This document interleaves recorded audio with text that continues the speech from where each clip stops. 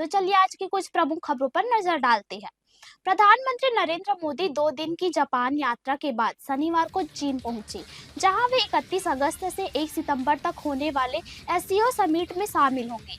7 साल बाद चीन पहुंचे एससीओ समिट में इतर पीएम मोदी चीनी राष्ट्रपति और रूसी राष्ट्रपति पुतिन से द्विपक्षीय वार्ता करेंगे। राष्ट्रपति पुतिन के दिसंबर में भारत दौरे पर भी चर्चा होगी। यह दौरा उस समय हो रहा है जब ट्रंप ने भारत पर 50% और चीन पर 30% टैरिफ लगाकर वैश्विक तनाव बढ़ा दिया है।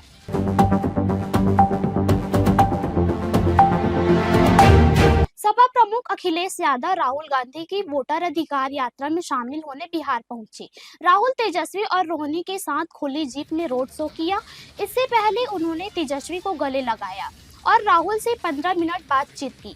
अखिलेश ने बीजेपी पर हमला बोलते हुए कहा कि इस बार बिहार से भाजपा बाहर होगी और चुनाव आयोग सरकार का जुगाड़ आयोग बन गया है। शुक्रवार को बिहार पहुंचे अखिलेश ने लालू यादव के परिवार से मुलाकात की और एक्स पर लिखा कि भाजपा की हार लिखेगा बिहार।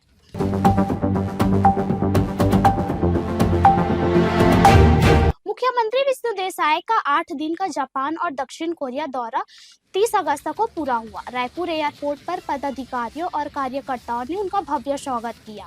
सीएम हाउस तक काफिले के बाइक रैली भी निकाली गई। इस यात्रा का मुख्य उद्देश्य छत्तीसगढ़ में विदेशी निवेश आकर्षित करना था, ताकि युवाओं को रोजगार के दौरान अवसर मिल सके।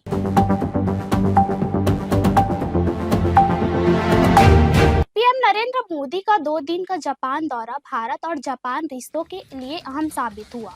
इस दौरान जापान ने अगले 10 सालों में भारत में 10 ट्रिलियन येन निवेश का वादा किया। पीएम मोदी और जापानी पीएम शिगेरू इशिबा ने इकोनॉमिक फोरम में भाग लिया, बुलेट ट्रेन से यात्रा की और कई समझौते की। दोनों देशों ने आने वाले दशक के लिए आर्थिक, तकनीकी, सुरक्षा और विकास क्षेत्रों में मिलकर काम करने का रोड मैप बनाया।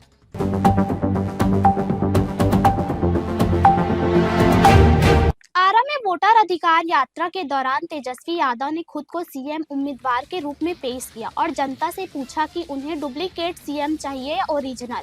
इस पर बिहार बीजेपी ने तंज कसते हुए कहा कि तेजस्वी मुंगेरी लाल के हसीन सपने देख रहे हैं और राहुल गांधी ने भी उनके नाम पर कोई मुहर नहीं लगाई। बीजेपी ने दावा किया कि महागठबंधन तेजस्वी को चेहरा बनाने पर सहमत नहीं है। वहीं राहुल गांधी ने आरा में कहा कि बीजेपी ने कई राज्यों में चुनाव चोरी किए, लेकिन बिहार का चुनाव चोरी नहीं करने देंगी।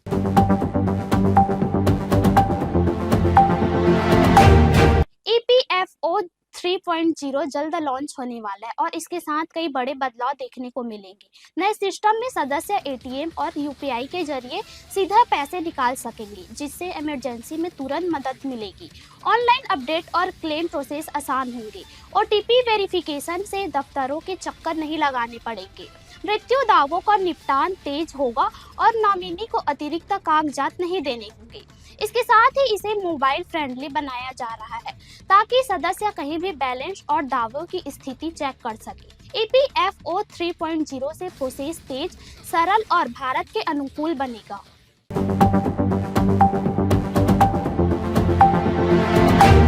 अमेरिकन जूइश कमेटी ने भारत का समर्थन करते हुए कहा कि रूस और यूक्रेन युद्ध के बीच भारत जिम्मेदार नहीं है। संस्था ने ट्रंप प्रशासन के अधिकारियों की आलोचना को बेतुका बताया और कहा कि भारत ऊर्जा जरूरतों के चलते रूस से तेल खरीद रहा है, न कि राष्ट्रपति पुतिन की युद्ध मशीन को मदद देने के लिए।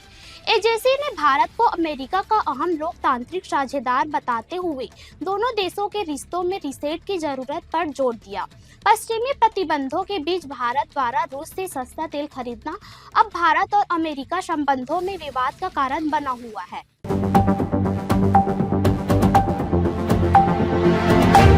अमेरिका के पूर्व राष्ट्रीय सुरक्षा सलाहकार जैकब जेरेमिया सुलिवन ने ट्रंप प्रशासन की नीतियों पर सवाल उठाए। उन्होंने कहा कि आज दुनिया चीन को एक जिम्मेदार ताकत के रूप में देख रही है, जबकि ट्रंप सरकार ने अमेरिका की छवि को गटर में पहुंचा दिया है।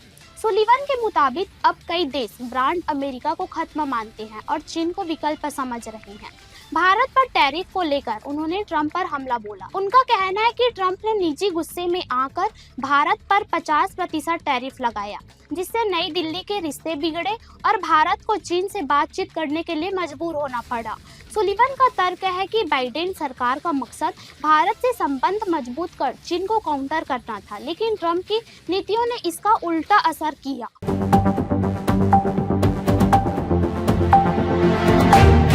ऐसे ही ताज़ा अपडेट के लिए हमारे चैनल को सब्सक्राइब करें। इसके साथ ही हमारे फेसबुक और इंस्टाग्राम पेज को फॉलो करना ना भूलें।